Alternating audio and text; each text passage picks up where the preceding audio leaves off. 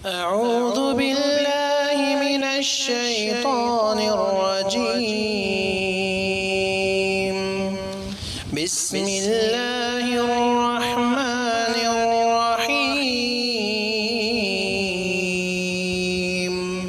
مجلہ کی سی تاقیب شیخ عبدالوکیل محمدین مدنی حفظہ اللہ ناظم کلیت الحدیث بنگلور کو مدعو کرتا ہوں۔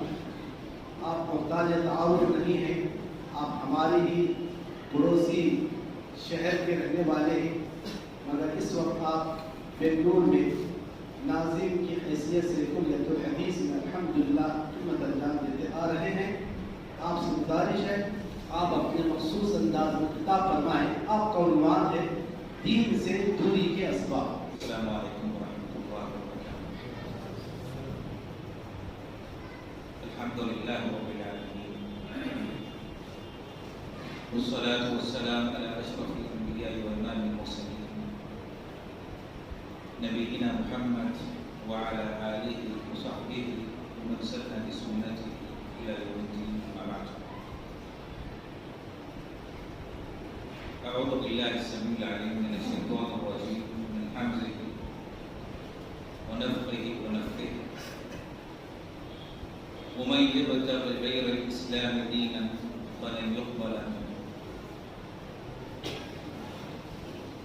معزز علماء کرام، برادران اسلام، خواتین ملت، یہ بڑی خوش آئند بات ہے کہ بڑے عرصے کے بعد الحمدللہ دینی مجالس کی رونق پھر بحال ہو رہی ہے۔ اللہ تعالیٰ سے دعا ہے کہ اللہ تعالیٰ ساری جو وبائیں پھیلی ہوئی ہیں ان کو ختم کر کے صحت اور سلامتی کے ساتھ اس کے دین پر ہمیں عمل کرنے کی توفیق عطا فرمائے۔ آمین۔ اور یہ بھی بڑی خوشی کی بات ہے کہ الحمدللہ شہر ہریہر میں ریاست کرناٹک میں مجلس علماء بڑی فعال ہے۔ دیگر مقامات کے مقابلے میں دینی پروگراموں کا انعقاد اور لوگوں کو دین سے قریب کرنا، اس سے جوڑنا، مسلسل مجلس علماء اس سے جڑی ہوئی ہے اور اس سلسلے میں کوشش کر رہی ہے۔ اللہ تعالیٰ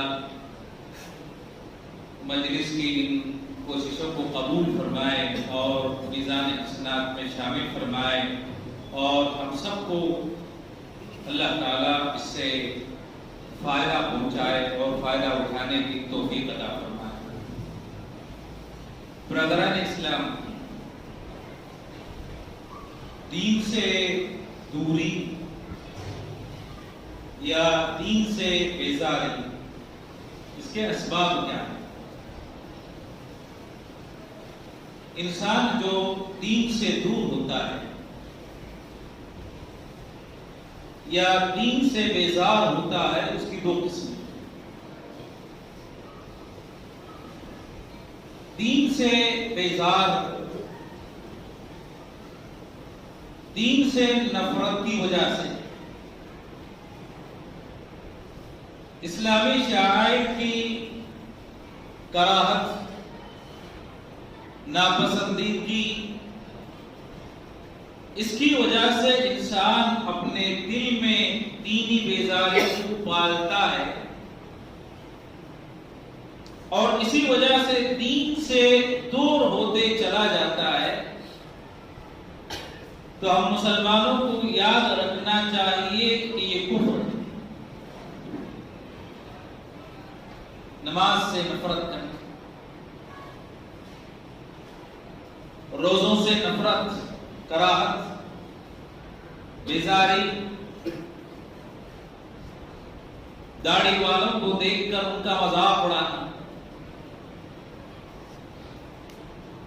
برقعے والی خواتین کو دیکھ اظہار کرنا. اگر یہ نفرت دین سے بغض کی وجہ سے ہے تو یہ کفر ہے.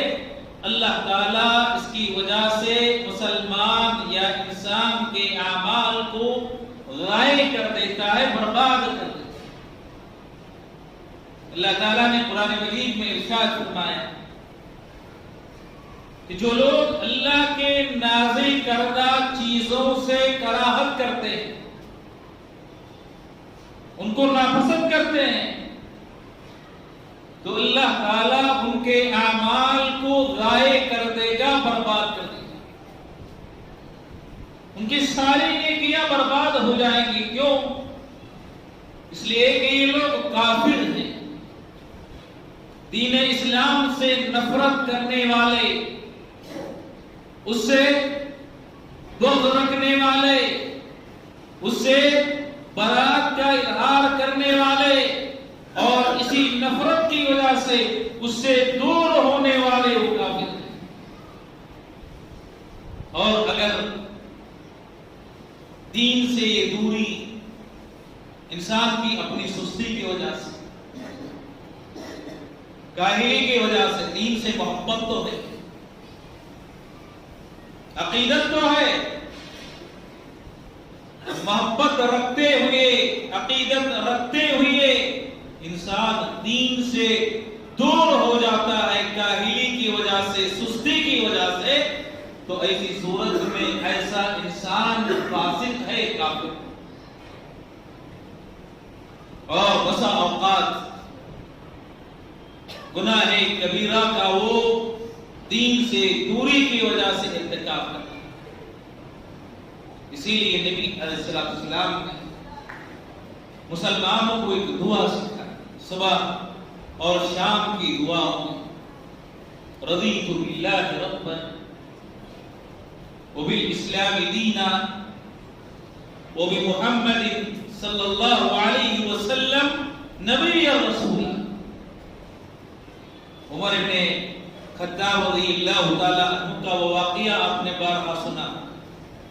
تورات کا ایک نسخہ لے کر نبی علیہ السلام کے سامنے اس کی تلاوت کر رہے تھے، اس کو پڑھ رہے تھے، اس کا مطالعہ کر رہے تھے.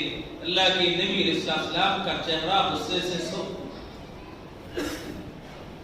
صحابہ نے جب عمر فاروق رضی اللہ تعالی عنہ کو متوجہ کیا، نبی کریم صلی اللہ علیہ وسلم کے چہرے کو نہیں دیکھتے کہ آپ کا چہرہ غصے سے سرخ ہو رہا ہے. عمر فاروق رضی اللہ تعالی عنہ نے اللہ کے نبی علیہ السلام کے چہرے کا مشاہدہ کیا، آپ کے غصے کو ملاحظہ کیا، گھٹنوں کے بل بیٹھ گئے اور کہا رضیت باللہ ربا وبالاسلام دینا وبمحمد صلی اللہ علیہ وسلم نبی رسولا. کہ میں اللہ کو رب مان کر راضی ہوں، میں خوش ہوں، میں اللہ کو اپنا رب تسلیم کرتا ہوں. مجھے یقین ہے، میرا ایمان ہے کہ میرا رب، میرا معبود حقیقی اللہ ہے. میرا ایمان ہے کہ میرے پیغمبر، میرے نبی، میرے رسول محمد صلی اللہ علیہ وسلم، اور جس دین پر میں عمل کرتا ہوں، جس دین کو اپنی زندگی میں میں اختیار کرتا ہوں، جس دین پر میں چلتا ہوں، وہ دین اسلام. میں اس سے خوش ہوں، میں راضی ہوں. میرے محترم مسلمان دوستو، نبی علیہ السلام نے یہ دعا سکھائی کہ مسلمان اس دعا کا اہتمام کیا کرے صبح شام. رضیت باللہ ربا وبالاسلام دینا وبمحمد صلی اللہ علیہ وسلم نبی رسولہ. اور اس دعا کا کثرت کے ساتھ اہتمام اس لیے بھی کرنا چاہیے کہ پتہ نہیں انسان صبح میں مسلمان ہوتا ہے، کہیں شام ہونے سے پہلے دین سے دور نہ ہو جائے. شام میں مسلمان ہے، صبح ہونے سے پہلے کہیں دین سے دور نہ ہو جائے. اس لیے کہ انسانوں کے دل اللہ کی دو انگلیوں کی درمیان. رب کی دو انگلیوں کے درمیان انسانوں کے دل ہے، یقلبها کیف یشاء، اللہ جیسے چاہتا ہے پھیر دیتا ہے۔ اب ہے مسلمان، دین سے قریب ہیں، دین سے جڑنے کی کوشش کر رہے ہیں، کہیں ایسا نہ ہو کہ شام ہونے سے پہلے کافر نہ ہو جائے۔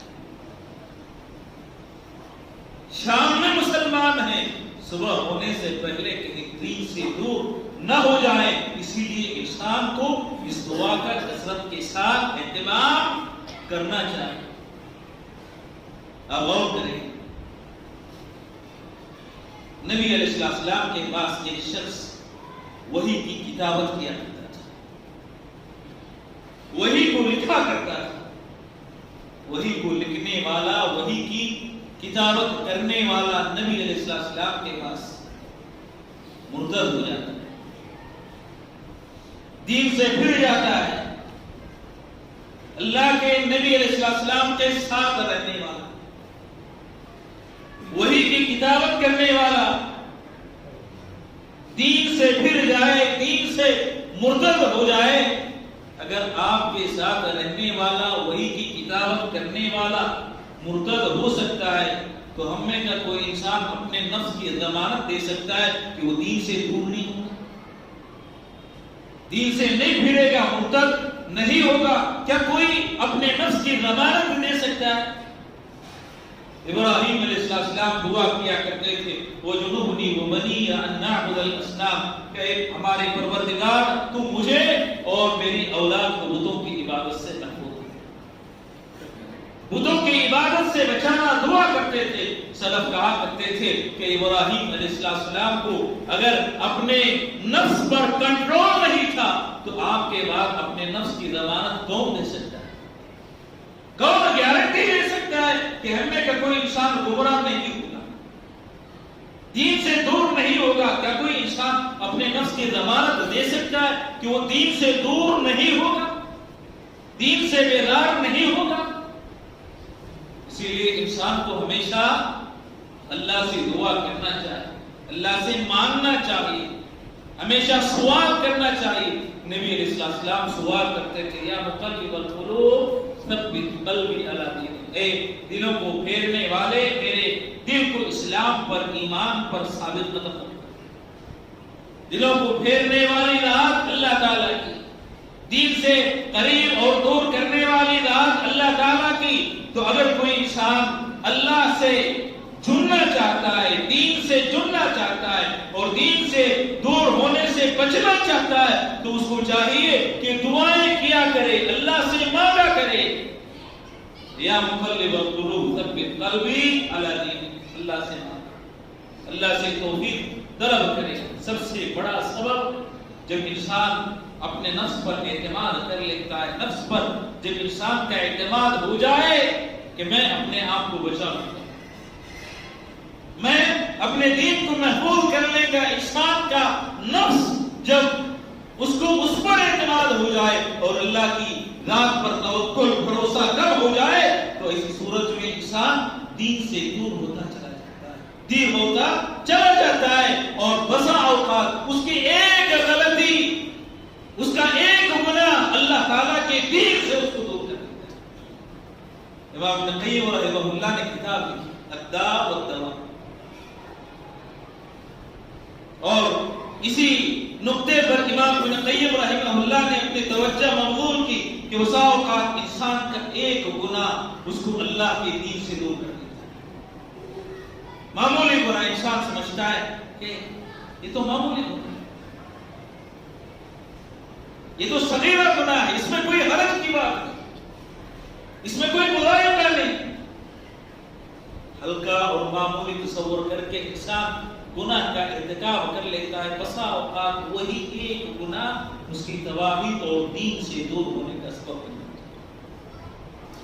امام ابن قیم رحمہ اللہ سوال کرتے ہیں کہ ابلیس کو اللہ کی رحمت سے دور کرنے والا کون سا گناہ تھا؟ ایک گناہ، اللہ تعالیٰ نے حکم دیا کہ سجدہ کرو، آدم علیہ السلام کو سجدے سے انکار کر دیا، ساری عبادتیں، ساری نیکیاں، ساری قربتیں ختم ہو گئی. ایک گناہ نے اللہ کی رحمت سے اس کو دور کیا. ایک گناہ. قوم نوح، قوم عاد، قوم ثمود، ان کی تباہی کا سبب کیا؟ ایک گناہ. اس لیے انسان کسی گناہ کو معمولی نہ سمجھے، حقیر تصور نہ کرے. بسا اوقات ایک گناہ انسان کو دین سے دور کرنے کا سبب بن جاتا ہے اور بسا اوقات انسان مرتد ہو جاتا ہے. امام ابن قیم رحمہ اللہ نے ایک واقعہ اس میں بیان کیا. ایک مؤذن، اذان دینے والا، اذان کہنے والا، اور سب سے زیادہ دین سے دور ہونے کے لیے جو سبب ہے دور حاضر میں، اپنی نظر کی حفاظت نہ کرنا، اپنی نگاہوں کی حفاظت نہ کرنا. نوجوانوں کو آپ دیکھ لیں، ابھی شیخ نے کھیل کود کے احکام میں اس کی طرف اشارہ کیا. خلوتوں میں انسان بسا اوقات ایسی حرام کردہ چیزوں کا مشاہدہ کرتا ہے جن کا دیکھنا اس کے لیے جائز نہیں.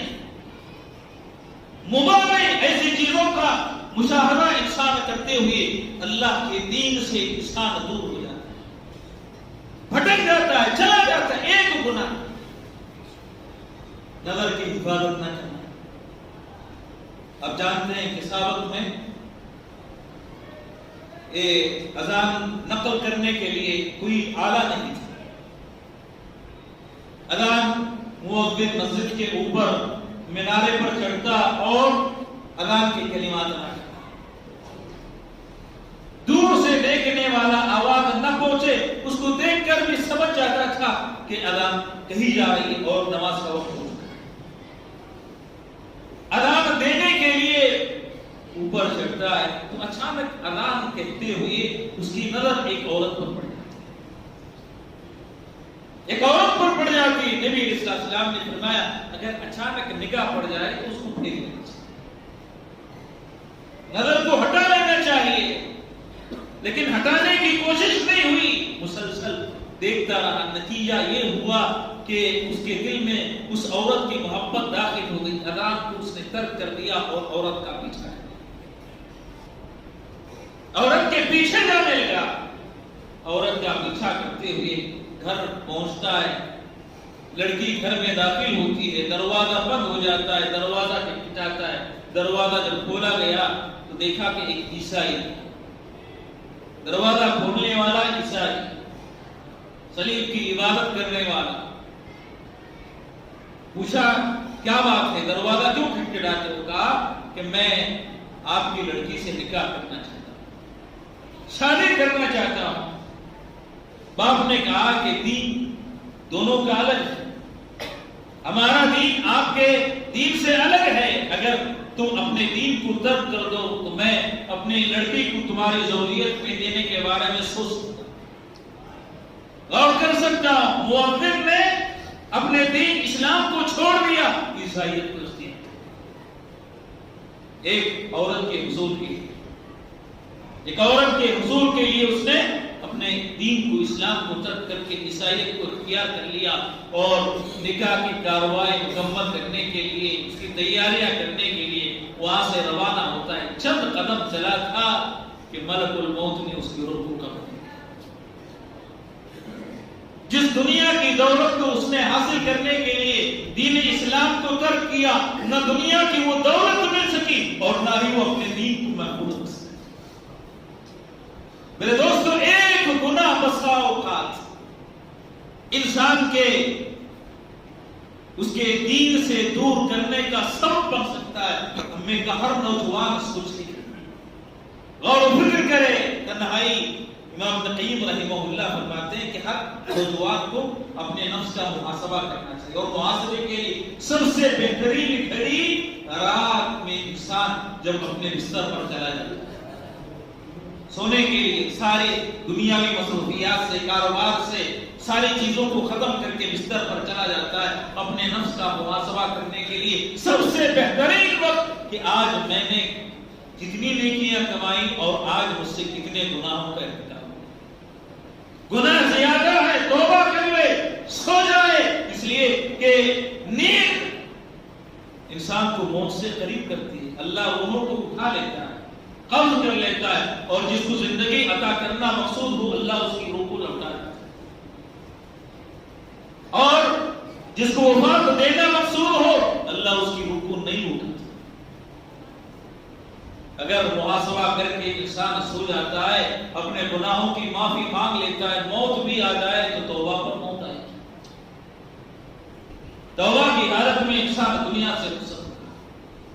میرا محترم مسلمان دوستو, اسی لیے کسی بھی گناہ کو آپ معمول نہ سمجھیں. خصوصاً نوجوانوں سے میں خطاب کرنا چاہوں گا, التماس کرنا چاہوں گا, درخواست کرنا چاہوں گا کہ نوجوان اپنے اوقات کا, اپنے وقت کا, اور جن چیزوں میں مصروف ہوتے ہیں اپنی مصروفیات کا جائزہ لیں, اپنے نفس کا محاسبہ کریں, اپنے اعمال کا جائزہ لے کر اگر وہ گناہ میں ہیں تو اسے اپنے آپ کو روکنے کی کوشش کریں. دین سے دور کرنے والی چیزوں میں جہل, اللہ تعالیٰ سے جہالت, اللہ تعالیٰ کی عدم معرفت, نبی صلی اللہ علیہ وسلم کو نہ جاننا, نہ پہچاننا, آپ کی سیرت کا مطالعہ نہ کرنا, دین اسلام کو نہ جاننا, ان چیزوں سے اگر کوئی آدمی جاہل رہتا ہے تو بسا اوقات کو دین سے دور ہو جاتا ہے. اسی لیے امام محمد بن عبد الوہاب نے انسان کو سب سے پہلے جن چیزوں کی جانکاری دی, ایک کتاب اصول ثلاثہ, 3 اصول بنیادی جن کا جاننا اور پہچاننا ہر مسلمان پر فرض ہے, واجب. خود بھی جانیں, اپنے بچوں کو بھی سکھائیں. معرفت العبد رب, سب سے پہلے اپنے رب کو انسان پہچانا, اپنے نبی محمد رسول اللہ صلی اللہ علیہ وسلم کی سیرت کو جاننا, آپ کے اخلاق کو جاننا, آپ کی لائی ہوئی شریعت اسلامیہ کو جاننا. یہ 3 اصل کا جاننا ہر مسلمان پر واجب اور ضروری ہے.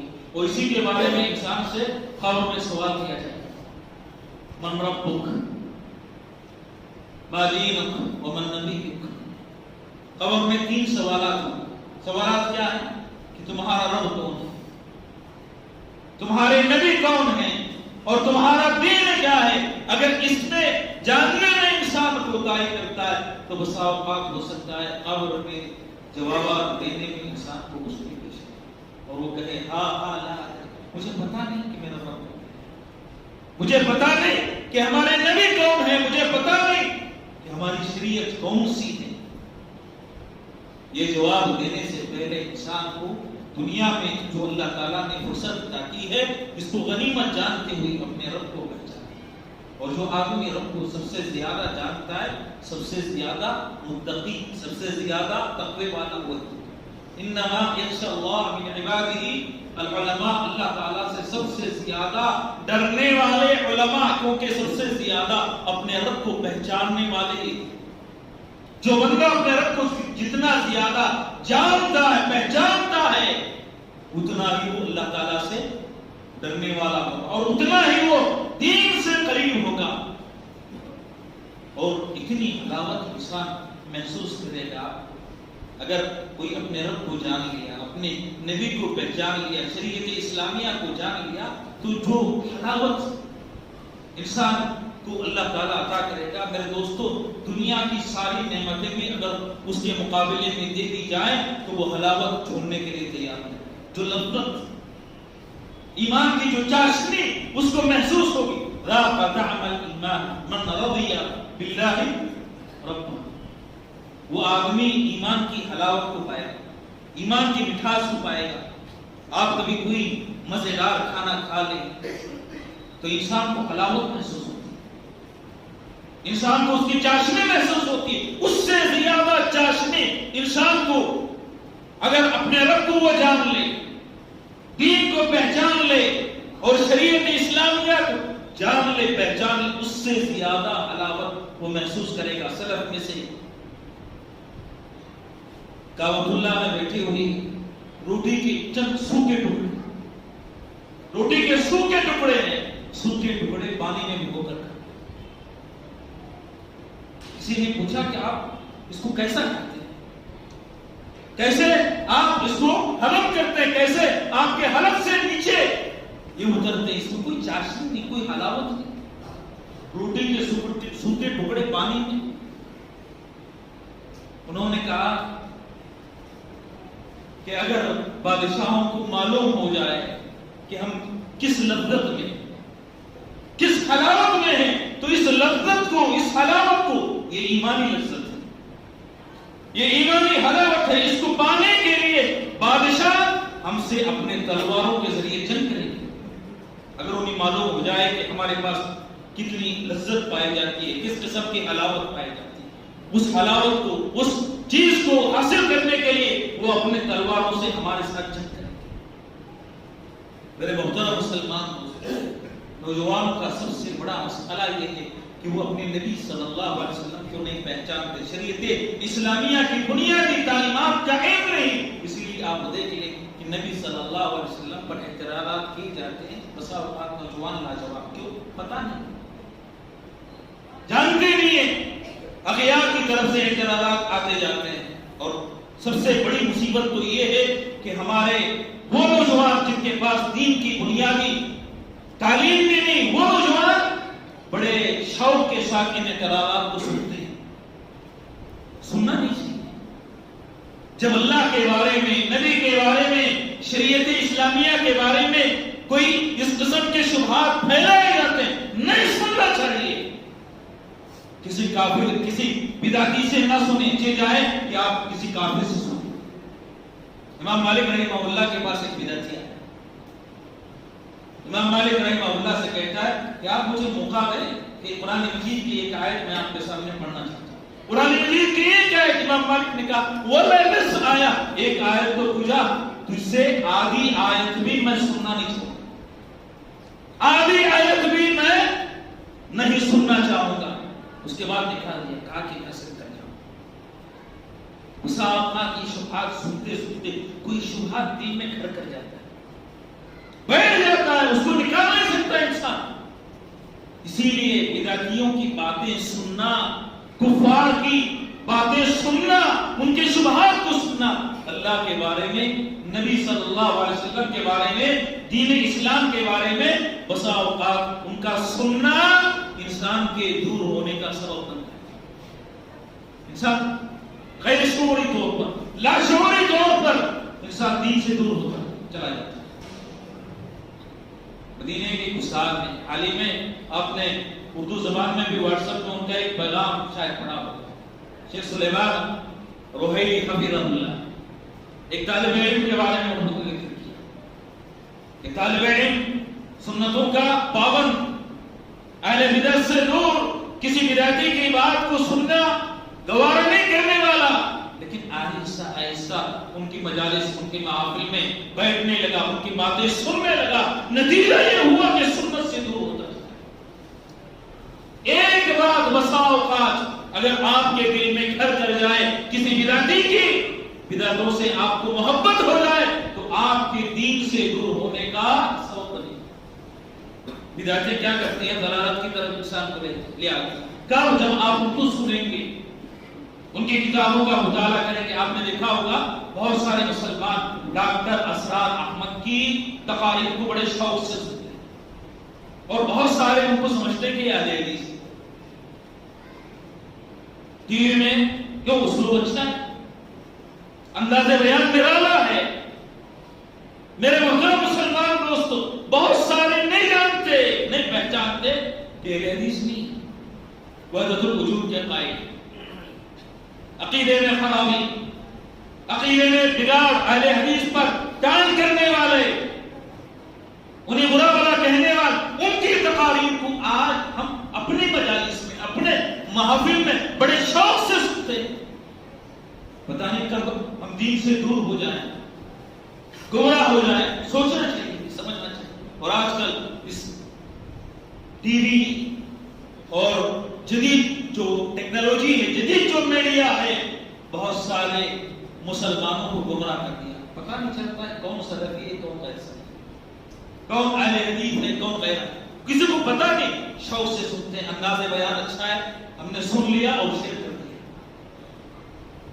میرے دوستو، کسی بدعتی کی سننا جائز نہیں مانتے. چیز آئے کہ آپ دوسروں میں اس کو پھیلائیں. اگر آپ نے سن کر اس کو پھیلایا تو گویا کہ برادری کی تعلیم میں آپ شریک ہوں گے، شامل ہوں گے. سلف کہا کرتے تھے من وقر صاحب بدعۃ فقد اعان علی هدم الاسلام. جو آدمی کسی بدعتی کی توقیر کرتا ہے وہ اسلام کو اٹھانے میں گویا کہ مدد کر رہا ہے، اسلام کو ختم کرنے میں اپنا حصہ ڈال رہا ہے. اب سوچ لیں کہیں ہم اس اسلام کو ختم کرنے میں اور نوجوانوں کو دین سے دور کرنے میں اپنا حصہ، اپنا کردار تو نہیں تھا. سوچنا چاہیے، ہمیں سمجھنا چاہیے. اور بسا اوقات اس سے بڑھ کر افسوسناک بات ہے، سب سے بڑی جو مصیبت ہے ہمارے اپنے خالص پروگرام منعقد کرنے والے علیحدی مکمل بسا اوقات دلی جمعیت اہل حدیث ہوتی ہے، صوبائی جمعیت اہل حدیث، شہری جمعیت اہل حدیث، ان کے باچاہتی میں پروگرام ہوتے ہیں اور پروگراموں کو جو ہے تھوڑا سا وسیع کرنے کے لیے، کشادہ کرنے کے لیے کسی سومے کو بلا دیا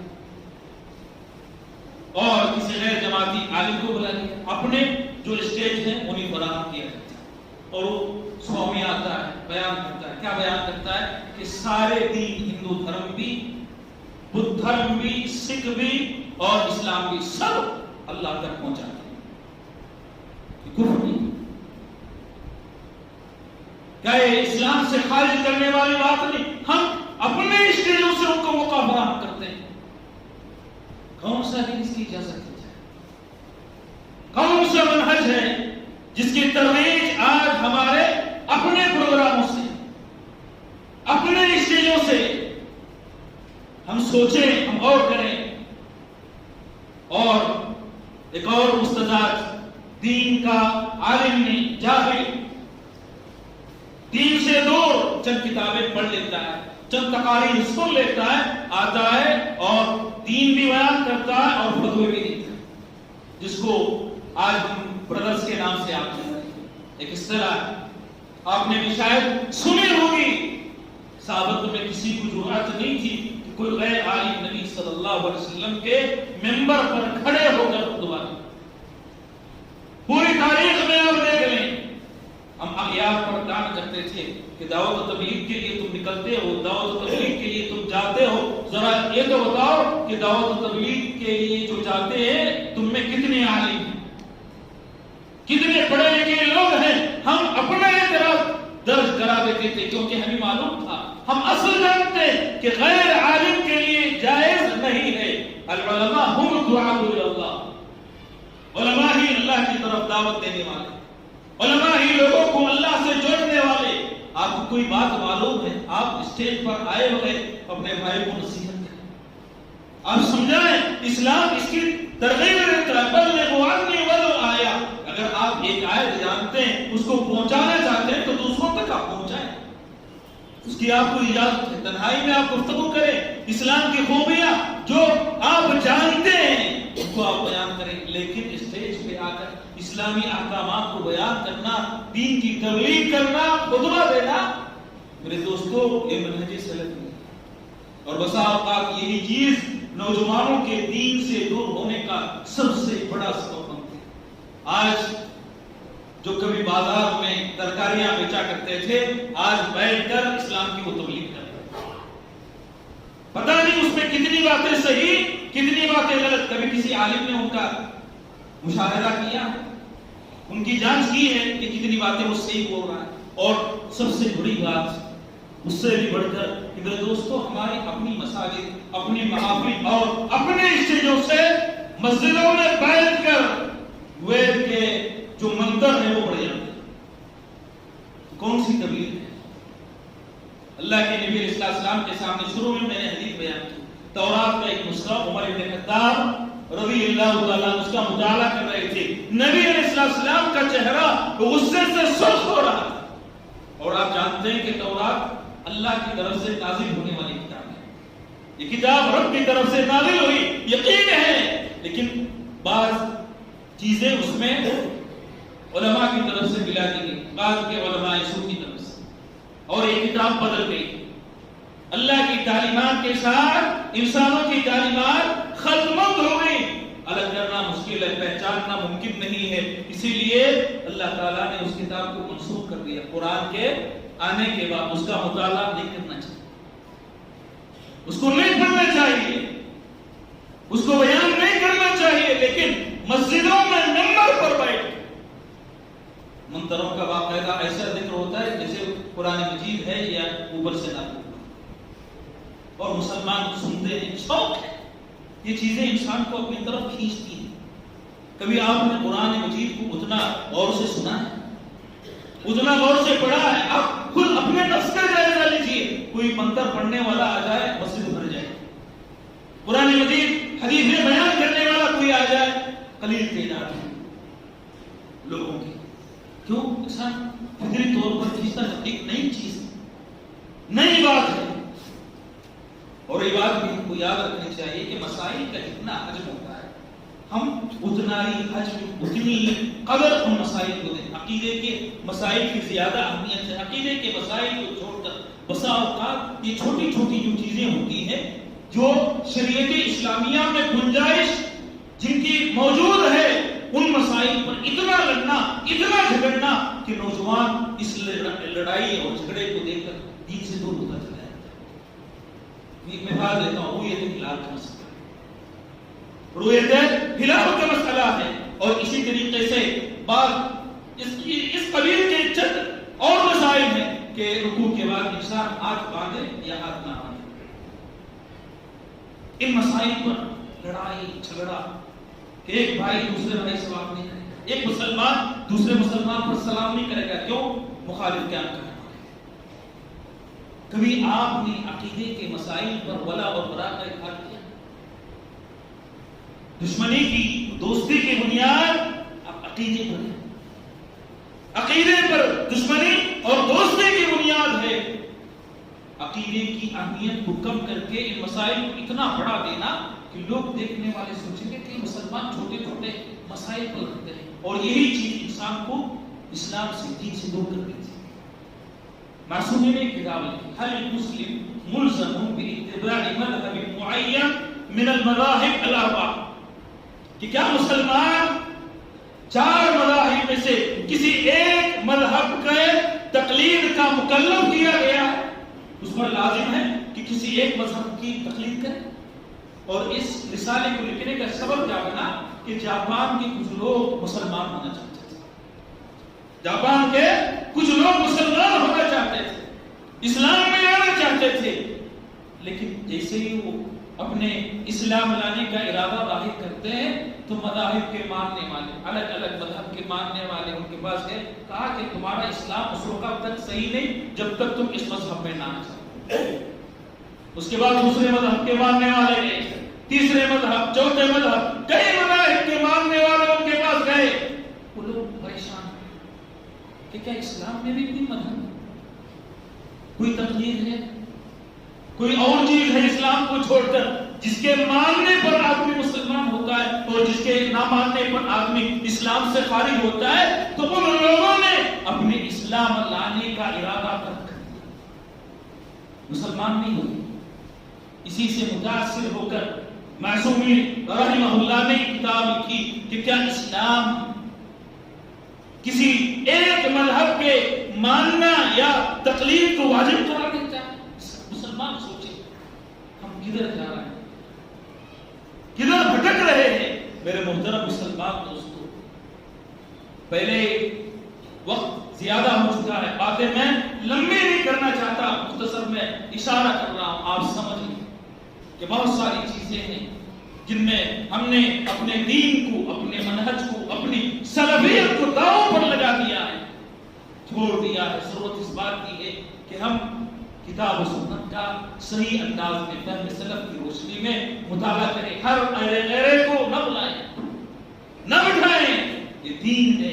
ان هذا العلم دین فانظروا امن تاخذون دینا۔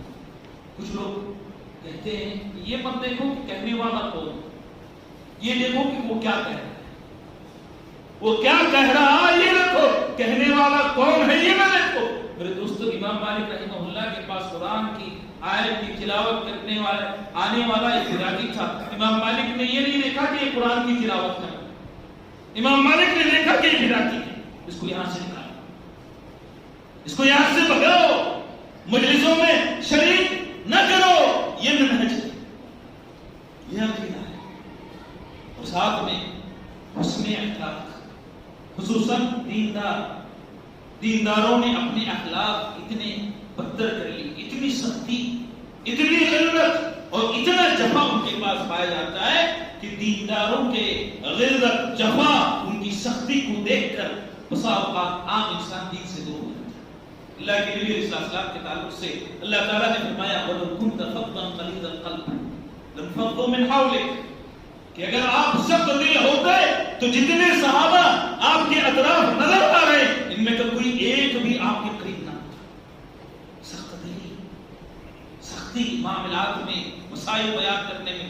بیچارہ ایک جاہل تو کچھ نہیں جانتا, دین سیکھنے کے لیے ہمارے پاس آتا ہے اور اس کے مذہب کو جان کر حکم لگا دیتے ہیں تو کافر ہے, مشرک ہے. دین بیان کرنے سے پہلے ارے اس کو سمجھاؤ, اس کے ساتھ حسن معاملہ کرو. بسا اوقات اخلاق اور کردار میں سب سے زیادہ پیچھے ہمارے اپنے نوجوان, ہم لوگ. اگر ہمارا کردار صحیح ہوتا, ہمارے اخلاق درست ہوتے تو لوگ دین سے قریب آتے, اس منہج کو سیکھتے. اسی لیے علامہ البانی رحمہ اللہ فرماتے ہیں کہ دیکھو اسلام ہے, بسا اوقات اس میں کچھ پابندیاں ہیں اور یہ پابندیاں انسان کے نفسیات پر بسا اوقات گرا ہو جاتی ہیں. نماز پڑھو, نماز پڑھنا بسا اوقات خصوصاً فجر اور عشاء کی آپ نماز لینے کم لوگ نظر آئے. کیوں؟ یہ ادا کرنا انسان کے نفس پر گرا ہے, لیکن آپ اس کو حلاوت بنا کر پیش کریں, بہترین اسلوب میں اس کو دعوت دیں, توحید اچھے انداز میں انسان کو سمجھائیں. وہ آیا نہیں, آپ نے اس پہ حکم لگا دیا, یہ کافر ہے, یہ مشرک ہے. حکم لگانے والے یہ اختیار اللہ کے پاس ہے. ہم کون ہوتے ہیں کہ ہم کسی پر حکم لگائیں؟ حکم لگانے سے پہلے سوچیں کسی پر کفر کا, مشرک ہونے کا, پہلے اس کو نرمی سے سمجھائیں. نبی علیہ السلام کے پاس افراد آتے جاتے, کوئی آپ کے گردن میں چادر ڈال کر کھینچ رہا ہے, اس کے باوجود اللہ کے نبی علیہ السلام نے اس کو دعا دی. پیشاب مسجد میں کر کے جا رہا ہے, کتنے نرمی سے سمجھایا آپ نے. جانے والا دعا کرتا ہے کہ صرف مجھ پر اور نبی علیہ السلام پر رحم کر, کسی اور پر رحم نہ کر. یہ اخلاق, یہ کردار اگر آج ہم میں آ جائے تو میرے دوستوں ہم انسانوں کو, لوگوں کو دین سے قریب کر سکتے ہیں. ورنہ ہمارے اپنے اخلاق اگر اسی طرح رہے تو انسان دین سے دور ہوتا چلا جائے گا. بہت ساری باتیں تھی, میں نے اشارہ کرنے کی کوشش کی ہے. اللہ تعالیٰ سے میں دعا کرتا ہوں کہ اللہ تعالیٰ تمام مسلمانوں کو دین کو صحیح طور پر پہچاننے اور صحیح انداز میں اس پر عمل کرنے کی توفیق عطا فرمائے. اور اللہ تعالیٰ جب تک زندہ رکھے ایمان, اسلام اور صحیح منہج پر زندہ رکھے, موت دے تو اللہ توحید اور ایمان پر موت عطا فرمائے. اللہ تعالیٰ قبر اور جہنم کے عذاب سے بچائے, جنت میں اللہ تعالیٰ جگہ عطا فرمائے. آمین. اقول قولی هذا واستغفر الله لي ولكم ولسائر المسلمين من كل ذنب فاستغفروه انه هو الغفور الرحيم. السلام علیکم ورحمۃ اللہ. اور مزید ویڈیوز کو دیکھنے کے لیے آپ ہمارے YouTube چینل کو سبسکرائب کریں. فجزاکم اللہ خیرا.